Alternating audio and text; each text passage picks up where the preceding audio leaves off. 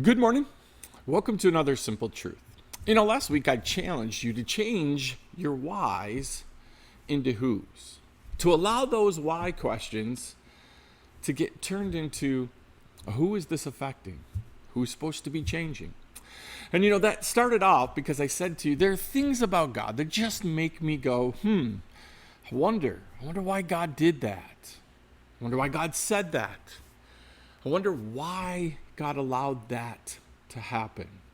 And the Bible is full of things that make you and I go, Ultimately, a lot of those questions, a lot of those things that we struggle with, they either turn us away from God because we just can't understand it, and we don't want to follow someone that we can't understand.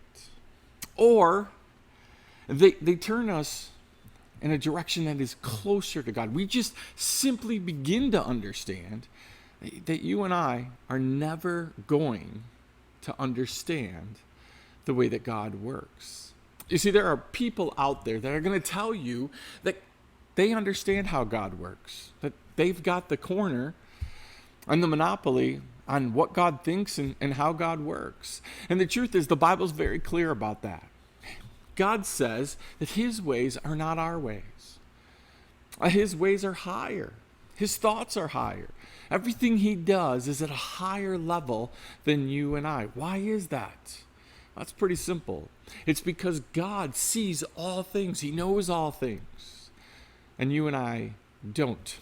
So there are things that make us go, And one of those things that has really been pressing on my mind lately is this concept of why a God who is all-powerful, all-knowing, and everywhere, why would his plan for the sharing of the gospel be left in the hands of people whose ways are not his ways? Why would God allow you and I to represent him? Why would we be the plan for sharing the gospel?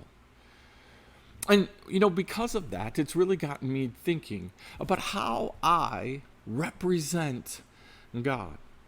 There are some things in representing who God is that just make me go, As I look at what I read, that I look at how that translates into what I say, what I think, and then ultimately what I do.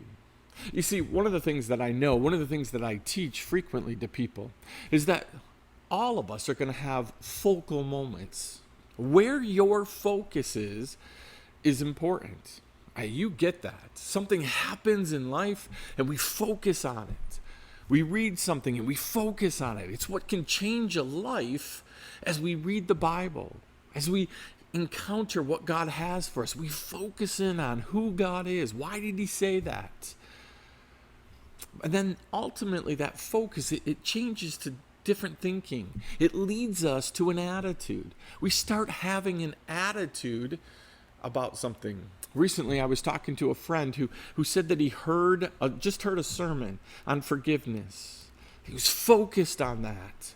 And it was changing his attitude. He was beginning to recognize some of the things that he was doing and that there was a problem. You see, our focus, it forms an attitude in us, forms a way of thinking. And then ultimately, that way of thinking is going to affect our actions. We're going to do something. And so we can use this for good, or we can use this, unfortunately, for bad. We can focus on the positive, or we can focus on the negative. God knew this, and in Genesis chapter 4, he talks with Cain and Abel. And he says to Cain, who brought a sacrifice to him, he looks at Cain and he says, Cain, man, sin is ready. It's crouching at your door. It's ready to blossom. Fight. Do what's right. You see, Cain had a focal problem. What he was focusing on was leading to an attitude, and that attitude had him so angry that it led to the action of killing his brother. You see, that's what happens to you and I. We focus on things. It leads to attitudes. And then it leads to actions. Now, listen, most of us don't walk around killing people physically, but we certainly do in our mind, and we certainly do with our words. Where does that come from? Have you ever wondered, after you've reacted in such a way, where did that come from? I bet if you could trace it back, you'll trace it back to you were so focused on what you wanted or what you didn't get that it led to an action. See, God knows that that's the way it's going to be. But he also knows that there's a good side, that we read his word. We focus on it. We meditate on it, is what the Bible says. That's going to form a thought process. Jesus challenged consistently those who are around him have different thinking. You've heard it said this, but I say this. I say that if you thought it, you did it. You see, God is not just concerned with actions. He backs it way up to he's concerned with thoughts. He's concerned with how you think, where that comes from. What have you been focusing on? Have you been focusing on how the world's not going right for you? Have you been focusing on, oh, woe is me? Are you focused so much on other people that you haven't focused on you? Are you like me, a people pleaser in nature, and you find yourself consistently focusing on how can I make people happy? How can I encourage people? And then you all of a sudden wonder why your actions are off track, because your focus has been on, I just want to make other people happy. Your attitude that forms is, I need to do whatever it takes to make other people happy. And then you're doing whatever it takes to make other people happy.